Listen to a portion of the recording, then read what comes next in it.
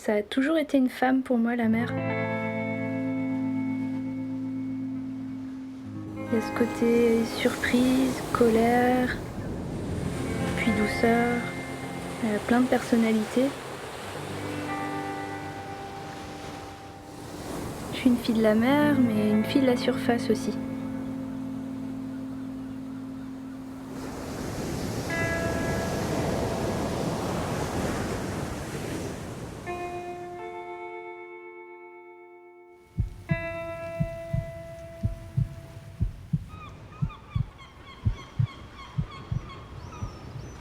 Quand le ciel est très bas, presque noir, juste avant l'orage, et la mer du coup est lisse, verte, il n'y a pas de vent, il n'y a pas beaucoup de bruit, et toutes les odeurs de la terre et de la mer se mélangent. On est allongé sur la planche, c'est sentir les mains qui commencent à ramer vers le large, qui glissent dans l'eau, et ce moment-là, j'adore. Après, c'est juste sentir englouti par l'océan tout autour de soi, c'est le vent sur le visage quand on prend de la vitesse sur une vague. Et ça manque énormément, ouais.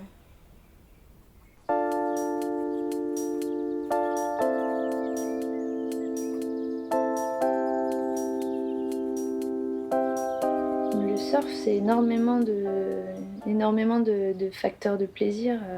Chacun a les siens et moi je pense que c'est un peu une salade de un mélange de tous ces petits plaisirs-là qui font que le surf sera vraiment quelque chose d'énorme dans ma vie, quoi. T'as pas besoin de connaître à fond la personne pour passer un bon moment avec. Des sessions à deux avec un inconnu ou une inconnue, c'est super. Et c'est un peu un facteur de rencontre aussi, d'amitié, ou simplement de partage avec quelqu'un. Chacun va retrouver sa vie après, repartir dans sa vie. Et c'est un petit moment comme ça qui dure quelques heures dans la journée, inégalable, je crois.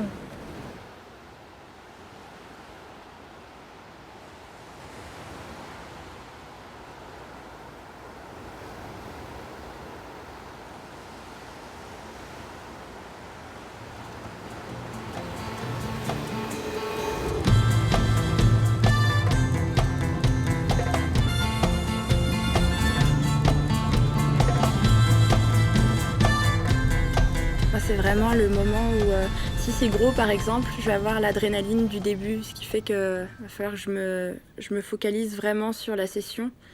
Et ça va être le moment de partir pour la première vague, où ça va vraiment te donner un gros coup d'adrénaline. Et tu vois la pente à ce moment-là, et ça passe ou ça casse. Et c'est là où tu vas rentrer vraiment dans ta session. Et si ça passe directement, tu vas être totalement en confiance et il peut rien se passer. Tu es juste complètement à l'aise dans l'eau. Après, c'est vrai que si tu vas douter, tu vas attendre un peu, tu t'infuses un peu au pic. Là, souvent, c'est pas bon. On va dire que c'est les 5 premières minutes en fait qui comptent beaucoup à l'entrée dans l'eau en fonction de ton état psychologique et des conditions.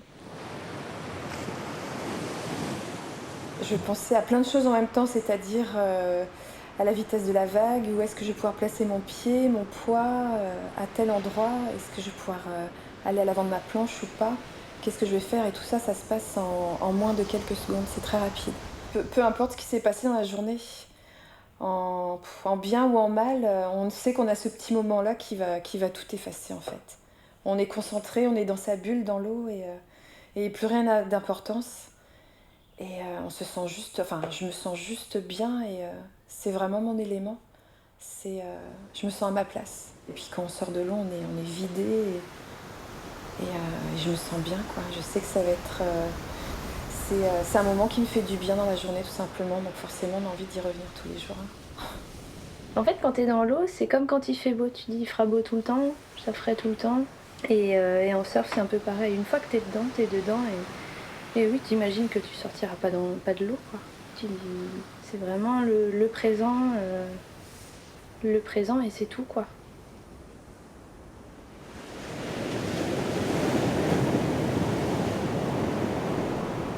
Dès que je m'immerge, tout ce que j'avais dans la tête, ça s'efface complètement et je suis juste imprégnée dans le moment présent et je me projette dans rien du tout. Je suis juste juste là à surfer, mais rien de plus. Plus ça va être reculé et vraiment avec des grosses falaises, avec un cadre vraiment un peu mystique, j'aime beaucoup, surtout si c'est en lever de soleil et qu'il y a quelques animaux qui se baladent par-ci par-là, c'est vraiment le top, quoi.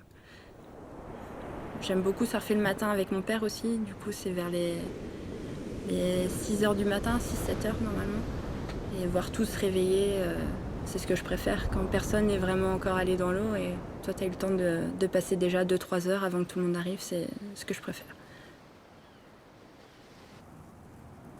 C'est un petit jeu aussi, parce qu'en Bretagne, on peut se prendre des super sessions, comme des gros vents, alors qu'on imaginait que ce serait super. On a une côte très découpée qui se prête vraiment au surf à toute l'année, été comme hiver. Et c'est plaisant aussi de chercher, de regarder où est-ce qu'on va pouvoir aller. C'est jamais le même. C'est jamais la même session en fait, même si tu vas te dire bon demain je refais ce banc de sable là, il était génial, ce sera jamais exactement pareil. Il y aura toujours un tout petit facteur qui fera que ce sera différent. Il n'y aura pas aussi les mêmes personnes dans l'eau, donc le partage sera différent à chaque fois. Ce sera jamais les mêmes lumières, ce sera jamais la même mer, elle change tout le temps, il y a la marée, on est toujours surpris. De voir des bancs de sable qu'on n'avait pas vus ou des rochers. On redécouvre finalement à chaque fois un endroit qu'on est censé connaître par cœur. Et la mer apporte un bien-être. Rien qu'en regardant l'horizon, ça ouvre un peu le regard, ça te permet de sortir un petit peu de ton quotidien. Moi, je suis clairement dépendante de la mer. Je tiendrai peut-être 2 semaines sans la mer, mais peut-être que je me rongerai les ongles, quoi.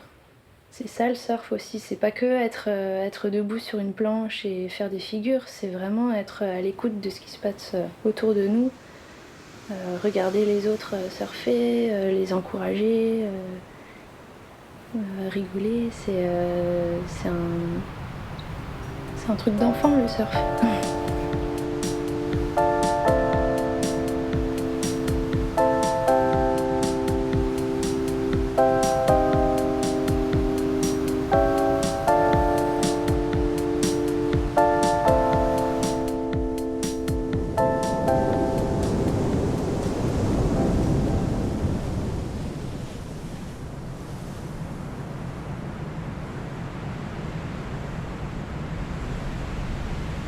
Le surf, c'est quand même...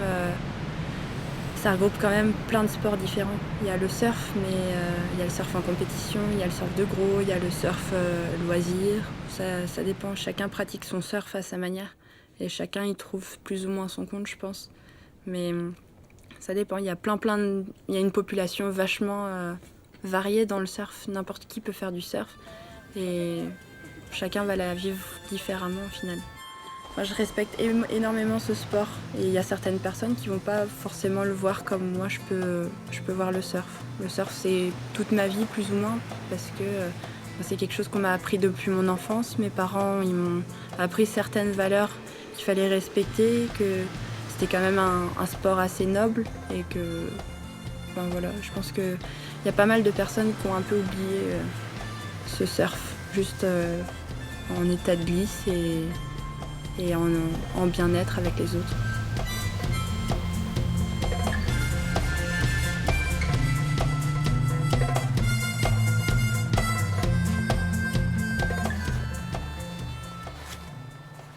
Donc, ouais, enfin, faut le vouloir pour surfer en hiver aussi. Et en sortant de l'eau, on est satisfait de ça, d'avoir passé des barres, d'avoir eu une barre à la tête, mais c'est pas grave. Avoir vu des étoiles un peu, parce que le froid donne cette sensation d'étourdissement un petit peu. Plus quand on ouvre les yeux, on voit rien, on voit juste des masses, des couleurs. Et en hiver, ces couleurs-là sont dingues, quoi. C'est des couleurs vertes. On n'est pas dans le bleu en fait en hiver, enfin pas chez nous. C'est des couleurs presque végétales en fait, mais assez sombres. Même quand il fait froid, on se dit ok, bon, là, ça commence déjà à me piquer les mains.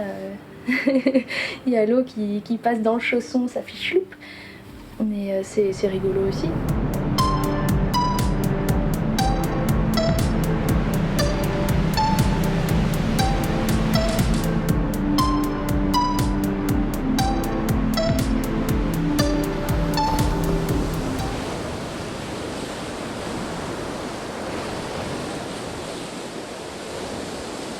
J'ai déjà eu une grosse frayeur.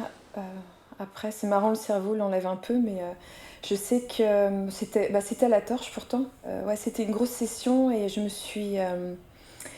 j'ai raté mon take-off. Et du coup, j'ai été emportée par la mousse au fond de l'eau. Et j'ai senti que je touchais le sable. Je suis remontée et à ce moment-là, j'ai pas eu le temps de remonter à la surface et j'ai été de nouveau balayée sous l'eau, quoi. Et j'ai manqué d'air. C'était la première année où j'étais au Pôle France dans le sud-ouest. On surfait à l'Aphithénia. Il faisait très noir ce jour-là. L'eau était marron. C'était en hiver. Ça brassait, il y avait du jus. C'était gros, il devait y avoir 2,50 m. J'ai pris une vague et j'ai cassé mon leash. Donc, je savais en plus dans ma tête que ma planche était avec ces galets qui roulaient là au bord. À La Réunion, il y a eu une fois où j'ai eu vraiment peur aussi. Mais j'ai dû me bouger un peu. Devait y avoir, je sais pas, bien 3 mètres.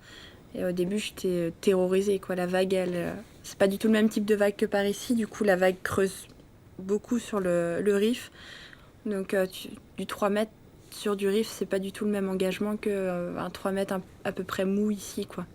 Donc, fallait un peu plus d'engagement. J'ai dû mettre environ une demi-heure avant de me motiver à prendre une vague. Et je sais qu'à ce moment-là, j'ai vraiment eu peur, mais je sais qu'il faut se laisser emporter de toutes les manières. Et je suis revenue à la surface et ça allait, quoi. Ça allait, je respirais, tout va bien. Et je me souviens vraiment avoir mal aux jambes tellement j'avais peur. Vraiment être séchée complètement par la peur. Quand t'as plus ta planche, que tu t'es habitué en fait à ramer, à être toujours au-dessus de l'eau, toujours avoir ce petit appui là, et quand tu l'as plus, c'est comme si tu perdais ta maman quand t'es petit. Mais comment je fais C'est pas possible. C'est très rare de se faire mal en surf quand même. Je peux les compter sur le doigt d'une seule main, je pense, 2-3 fois, mais ça n'a jamais été sur du gros. Les seules petites peurs, ça peut être un peu de manque de respiration, mais on n'a pas des vagues non plus dans le coin qui fait que tu restes plus de 10 secondes sous l'eau ici, quoi. Donc là, je suis retournée dans l'eau tout de suite, juste prendre une vague et voilà, on fait la paix. Et ça a marché. Après, je suis retournée dans l'eau sans souci. Je suis pas casse-cou. Mais j'aime bien quand même me faire peur de temps en temps. Ça fait du bien pour le mental. On se dit, j'étais capable de le faire. Et... Je suis jamais allée au-delà de ce que je sentais. Je suis jamais vraiment allée au-delà de mes limites, quoi. Un petit peu, mais en gratouillant un peu, juste pour se faire un petit peu peur peut-être, mais jamais vraiment au-delà, non. En fait, oui, justement, c'est ce mélange d'adrénaline et d'excitation qui fait que la peur peut s'en aller rapidement, en fait. On voit qu'on arrive à maîtriser quelque chose qu'on n'avait pas maîtrisé avant. Et oui, c'est génial d'aller au-delà de ça, ouais. T'as la peur, mais une fois que tu dépasses plus ou moins ça et que tu vraiment te motives et que tu arrives à prendre une vague, t'as vraiment l'adrénaline et là c'est juste l'extase, on va dire, c'est super. J'ai arrêté pour les bébés, mais en fait, non, jamais j'arrêterai. Non, c'est une passion, c'est un tel bien-être et pourquoi arrêter, non? Surtout pas. J'ai jamais eu peur au point du type une grosse blessure, n'importe quoi, qui fait que là tu dis c'est quand même chaud. Non, j'aime trop le surf, je pense, pour pouvoir arrêter. Je pense que je serais prête à mourir pour le surf, donc...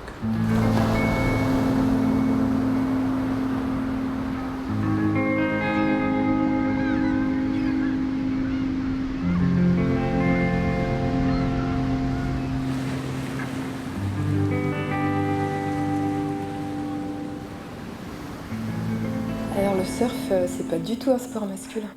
mais pas du tout. On va dire que ouais, la plupart du temps, on voit beaucoup plus d'hommes, c'est sûr, c'est beaucoup plus pratiqué par les hommes en termes généraux. Simplement dans le surf, il y a une différence entre être une surfeuse et un surfeur. Parce que le surf est un sport très très marketing. Il y a beaucoup de choses qui gravitent autour du surf, beaucoup d'argent. Quand tu regardes des filles qui surfent, des vidéos de filles, c'est surtout des culs, on va pas voir grand chose au final. Dans l'imaginaire des non-surfeurs, la surfeuse est blonde. Mais ça c'est normal, c'est avec le sel et la lumière. Ouais, la surfeuse a des jolies fesses, un joli sourire, des dents blanches. Elle mange des fruits. Enfin voilà, c'est tout un, tout un univers autour de la surfeuse. L'image n'est pas du tout la même. On voit rarement les photos de fesses, enfin des photos de fesses de garçons, de surfeurs sur les magazines. On verra pas ça. Donc là, il y a une vision différente, mais le plaisir qu'ils auront à surfer, un garçon ou une fille sera peut-être le même. C'est assez détourné, on va dire. Donc c'est un peu dommage. Après, n'empêche que tu vois beaucoup plus de filles qui surfent de plus en plus. Là, c'est visible rien qu'au niveau bigoudin. Il y a pas mal de filles. Tous les jours, tu en vois une petite quinzaine qui se défendent plutôt bien. Donc c'est vachement positif au final. Ça fait plaisir et puis ça retourne un peu le truc et ça peut montrer aussi aux gars qu'on n'est pas là juste pour montrer tes petites courbes et pas faire grand chose au final, quoi. Lorsque j'ai commencé à surfer, on était très peu de filles et c'était un petit peu le combat de coq dans l'eau quand même. Hein. C'est particulier et dès qu'il y a une femme qui arrive dans ce groupe-là, déjà on sent les garçons se détendre largement. L'ambiance à l'eau sera différente s'il y a des filles, s'il n'y a pas de filles.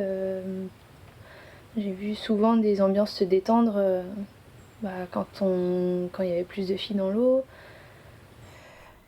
Et le style est très différent. Il y a des femmes qui vont avoir un style beaucoup plus masculin parce qu'elles vont être... elles vont avoir besoin d'avoir ce style-là physiquement et dans leur surf pour X raisons, que ce soit pour la compétition ou justement pour charger des grosses vagues. Mais à côté de ça, c'est vrai que physiquement, on n'a pas la même cambrure que les hommes. On n'aura jamais cette même démarche que dans l'eau, quoi. Les filles dans le sport, en termes généraux, elles vont être un peu plus douces. Ça va pas être du tout la même pratique.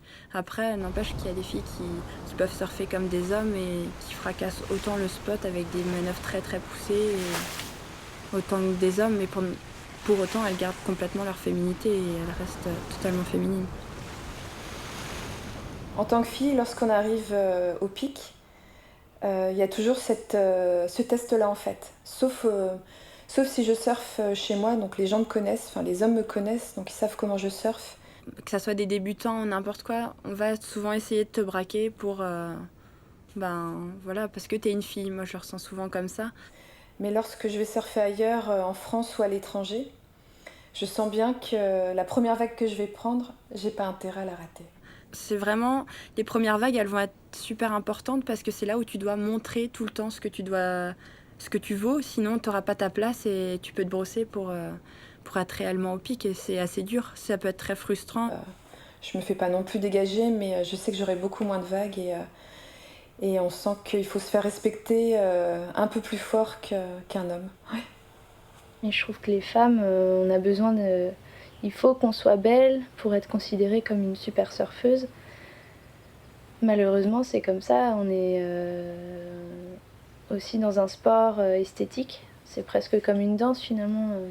On peut dire que ça devient masculin quand c'est des conditions fortes et extrêmes, des vagues énormes et qu'il faut vraiment une puissance physique et même avoir un certain poids aussi physiquement sur les planches. Mais à côté de ça, moi je sais que j'aime développer tout ce qui est la grâce, un style, quelque chose de très esthétique. Et surtout en longboard, on est plus comme des danseuses sur nos planches que... du coup, ça devient très féminin et très joli à regarder. une vague se construit, le surfeur doit avancer avec la vague et toutes ces manœuvres-là doivent lui faire générer de la vitesse. Et c'est là que ça se rapproche d'un sport, vraiment d'une performance avancer, avancer, avancer et le plus vite possible. Et c'est un plaisir que femmes comme hommes peuvent avoir. Peuvent avoir le même plaisir à deux vitesses, les mêmes sensations. Il y a pas de sexe pour ça. Ça dépend comment est ton cœur, plus ou moins. Il y a des gens qui vont être attirés complètement par la mer et c'est pas une question de sexe. Je pense que vraiment, une fois que t'aimes la mer, que t'as vraiment ce besoin d'aller vers elle, que tu sois un homme ou une femme, il n'y a aucune importance. Ça dépend vraiment de quelles sont les valeurs que tu lui apportes, tout ce que tu vas ressentir, comment tu vas te comporter, ton mode de vie en général. Et ça n'a rien à voir avec le fait que tu sois un homme ou une femme. Je pense que ça dépend vraiment de qui tu es.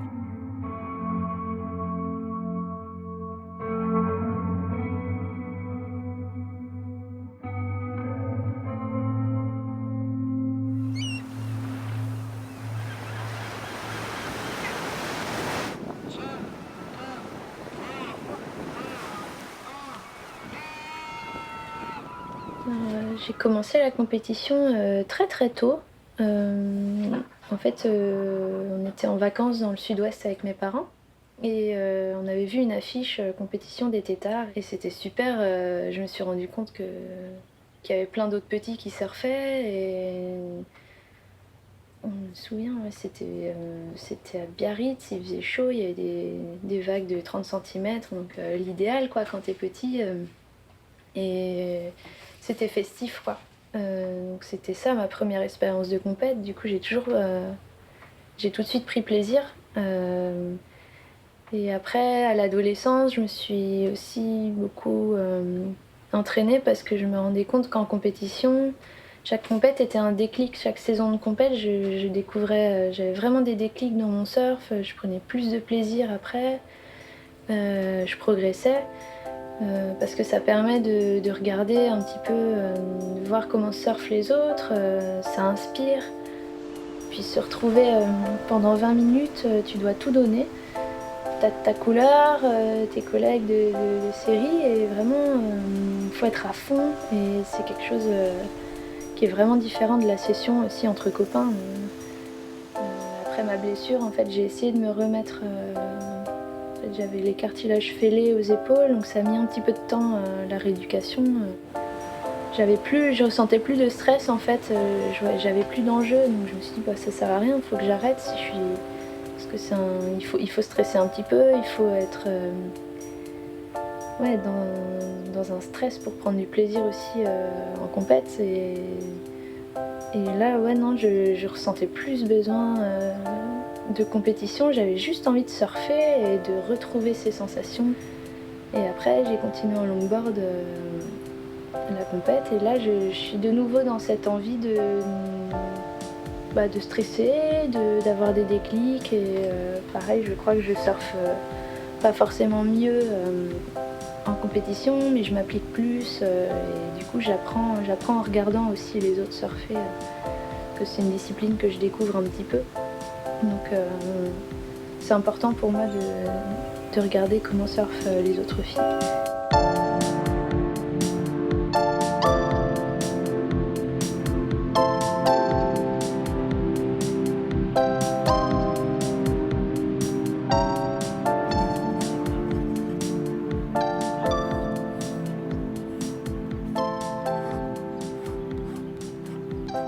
Alors, ma deuxième passion, c'est le dessin.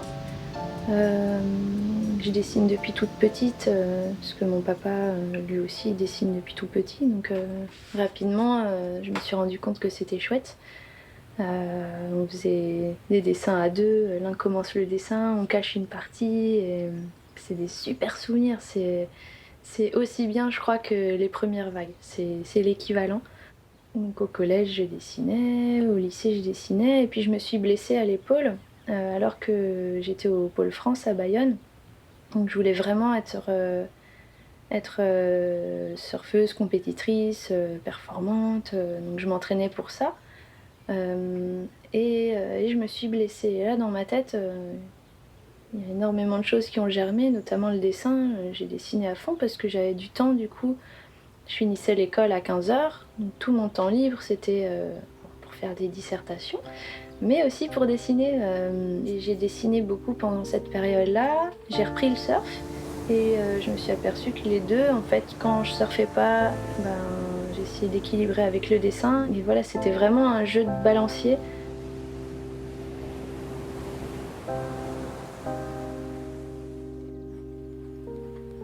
Et encore aujourd'hui, je me dis que je dessine beaucoup plus en hiver, quand il fait nuit tôt. Je peux pas aller surfer après avoir travaillé par exemple. Ou alors ça sature de partout, donc la seule solution pour voir des bonnes vagues, c'est de les dessiner. Essayer d'imaginer un petit peu des vagues surfables, les faire jolies, les faire rondes. Du coup, c'est comme si mon quotidien il pouvait rester dans le surf grâce au dessin. J'ai fait un an d'études en fait à La Réunion. Je me suis décidée de partir pour un tour du monde, enfin plutôt un grand voyage tourné vers le surf. J'étais pas vraiment préparée, j'avais un skate avec mon gros sac à dos. Comme je partais du principe d'économiser au niveau des moyens, donc j'étais à pied en stop la plupart du temps. Donc j'avais mes petits travel books qui m'ont servi à faire les peintures qui sont juste ici. Donc c'est une sorte de petit carnet de bord plus remasterisé. J'écris pas beaucoup dedans. Au début j'écrivais pas mal, mais au fur et à mesure je trouvais que le meilleur moyen d'expression pour moi c'était plus la peinture. Parce que au niveau visuel ça va revenir directement en ma mémoire plutôt que les mots sont peut-être pas forcément justes. J'arrive pas forcément à mettre des mots concrets, c'est peut-être pas assez fort. Donc voilà, j'ai commencé à dessiner un peu.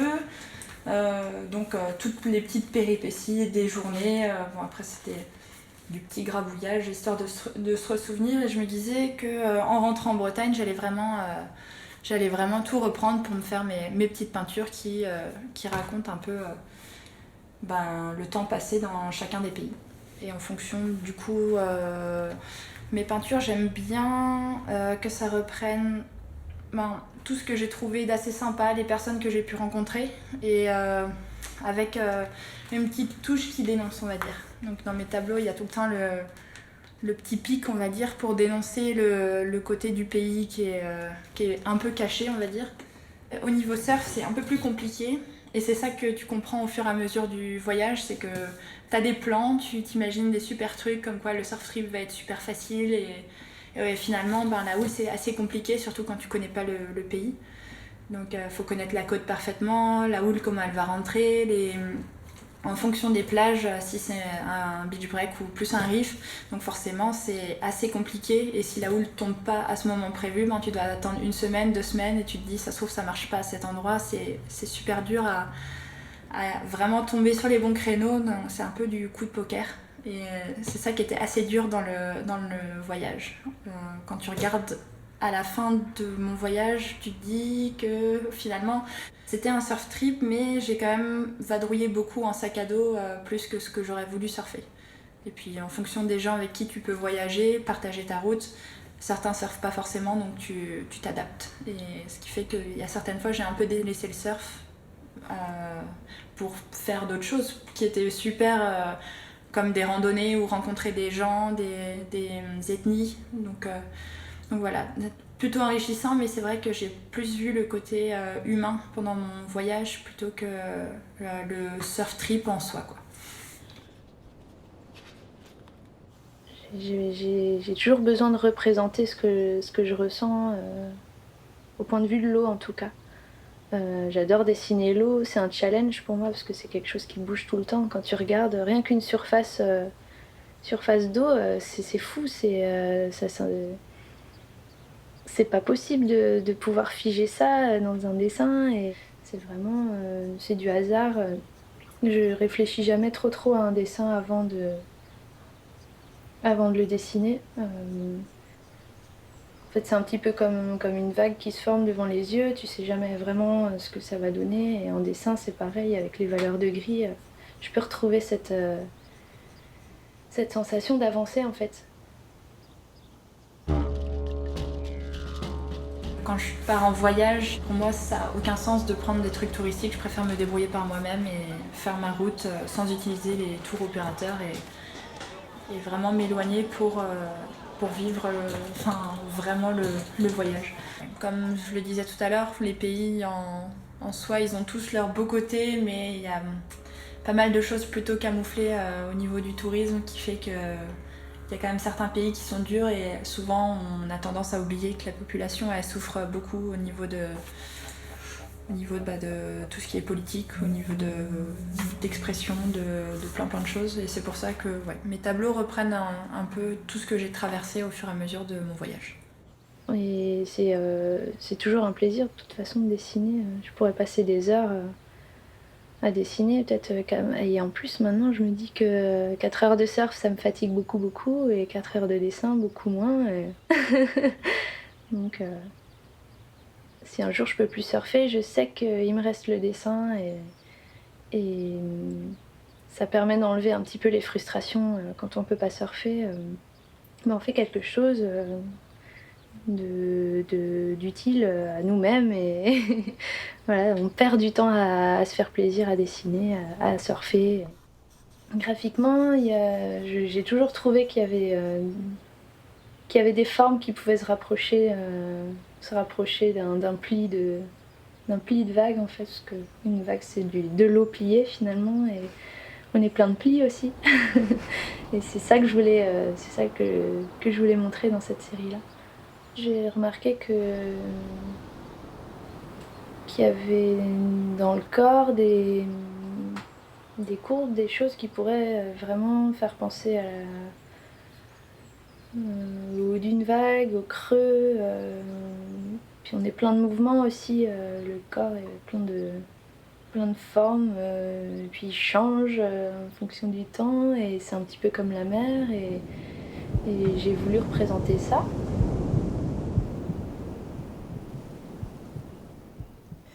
Surfer enceinte, on est un peu moins à l'aise.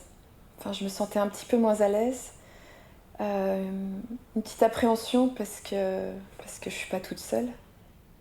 Et là, quand le ventre a vraiment sa place, en fait, pour ramer, c'est particulier, surtout en longboard, la planche est bien au-dessus de l'eau. Donc je me mettais sur le côté, je ramais sur le côté ou alors à genoux avec le ventre entre les jambes. Et là, c'est vrai que la dernière session, j'ai senti le poids de mon ventre au take-off qui... J'avais un équilibre vraiment fragile. Mais en fait, on s'adapte et je me sentais tellement bien après que c'est vrai que j'ai voulu surfer vraiment jusqu'au bout.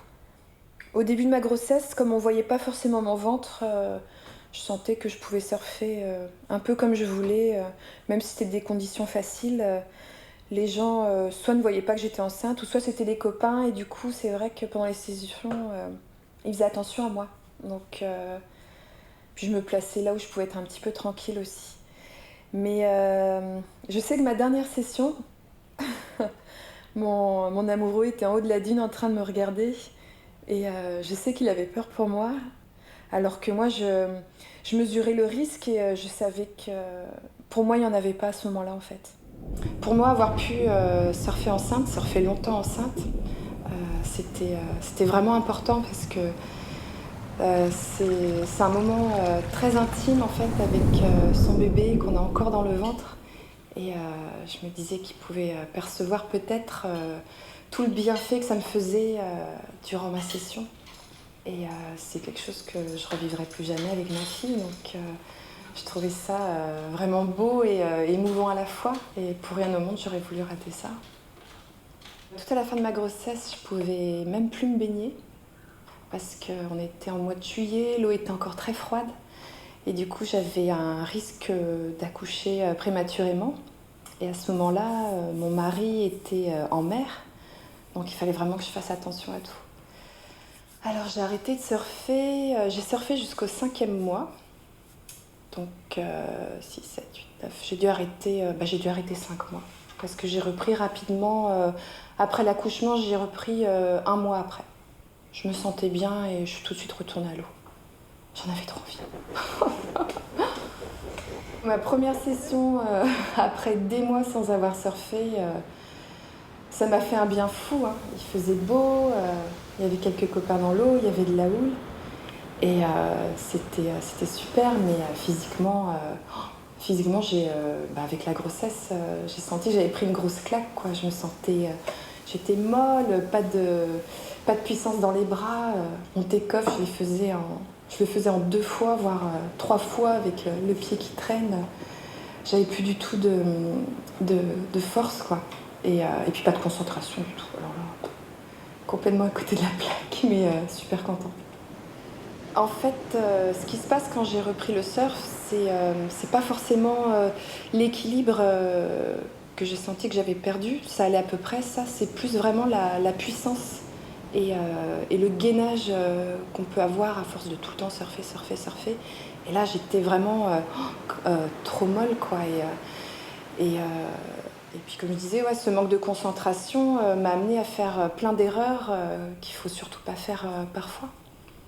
Et ça peut vite être dangereux, donc il fallait vraiment vite que je me reconcentre, que je me remuscle un peu et pour avoir plus confiance aussi en moi dans l'eau. Après la grossesse, non, j'ai pas pu surfer comme j'aurais eu envie de surfer tous les jours, c'est pas du tout possible. C'est impossible. Non, j'avais ce petit bébé déjà, donc c'est beaucoup de fatigue et beaucoup de temps. Et puis mon mari est marin, il travaille 1 mois sur 2 sur un remorqueur de bateau. Donc son absence fait que du coup moi j'ai encore moins de temps pour moi pour aller surfer. Enfin, j'imagine que c'est comme beaucoup de femmes de marins, ce qui devient important c'est vraiment de bien s'entourer. Je pense que des bons amis, une famille forte autour de soi permet de pas tout faire toute seule. Moi j'ai cette chance-là, j'ai une bonne bande de copines qui sont toujours prêtes à m'aider et surtout mes parents qui sont dans le village à côté de chez moi et ils sont ravis de garder les enfants pour que je puisse prendre quelques heures pour aller surfer, quoi. Alors ouais, mon grand-fils Malo me dit maman, ta passion c'est le surf. Et c'est vrai qu'à chaque fois je lui dis je vais emmener Nelly chez mamie ou mamie va venir à la maison pour vous garder tous les deux parce que j'ai envie de surfer. Je vois sa tête. Non, il n'est pas toujours content, mais après il accepte. Et je lui explique que moi ça me permet de me sentir mieux après et je suis entière à eux par la suite, quoi. Donc il sait que c'est mon sport, ça m'appartient. Toute la famille, ils ont compris que c'était essentiel pour moi, que c'était vraiment mes moments de liberté à moi, que j'avais besoin de me retrouver dans cette bulle pour me sentir bien et d'être dans l'eau. Et maintenant, ils comprennent tous, mais c'est vrai que pendant longtemps, ils se demandaient mais qu'est-ce que j'allais faire en plein hiver, dans le froid, dans l'eau, quoi, qu'est-ce que ça pouvait m'apporter. Et maintenant, ils savent ce que c'est, donc c'est bon. Le message est passé.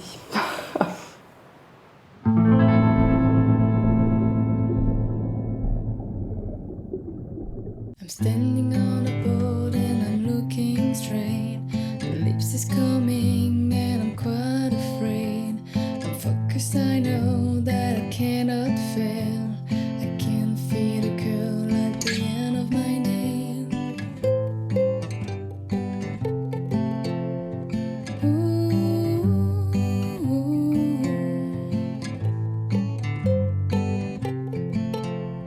I can feel the curl at the end of my nail. Water is around me. Want some deep, I just wanna go outside. Water is surrounding me. I'm looking for the door, I finally see the sun again.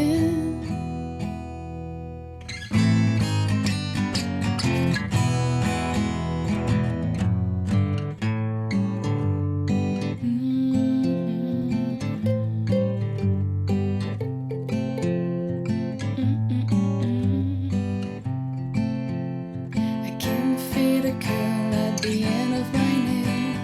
Water is around me. Want some deep, I just wanna go outside.